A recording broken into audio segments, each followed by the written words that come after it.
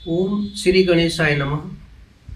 जैसा कि आपका प्रश्न है कि हम कोई कार्य करते हैं तो हमारे कार्य क्यों नहीं होते, यह मैं आपको पहले वीडियो में बता चुका हूँ कि भाग्य रेखा, धन रेखा, मैनेजमेंट रेखा।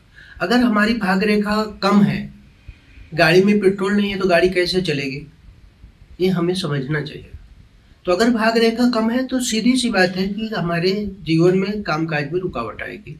हम ऐसा क्या करें कि भाग्य रेखा सही हो।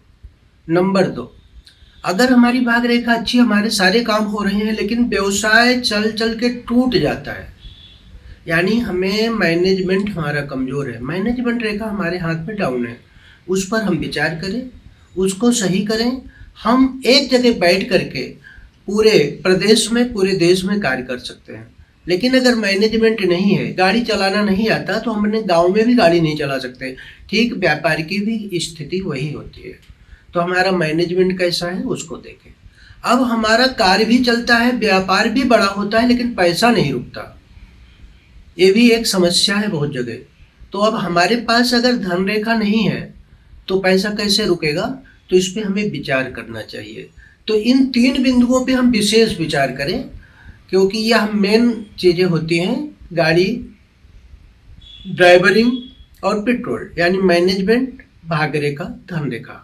अधिकतर देखा जाए तो किसी के पास भाग्य रेखा कम है, किसी के पास धन रेखा डैमेज है, और किसी के पास मैनेजमेंट है नहीं, किसी के पास है लेकिन हाफ, आधा है। आधा का मतलब होता है 35% से 50%, यानी 50% अगर हमारा मैनेजमेंट है तो हमारा कार्य चलता है, कुछ दिन बहुत अच्छा चलता है, कुछ दिन के बाद रुक जाता है। तो इन बातों पे हमें विचार करना चाहिए और विचार करके इन चीज़ों को देखना चाहिए।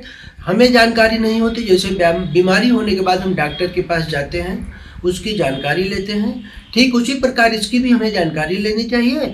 और जो जो रेखाओं का हमारे हाथ में प्रॉब्लम है वो आगे कैसे बढ़ें, उसके विषय में हमें विचार करना चाहिए। और बहुत सारी चीज़ें हम कैसे अपनी रेखाओं को आगे बढ़ा सकते हैं, ये अगले वीडियो में आपको जानकारी मिलेगी।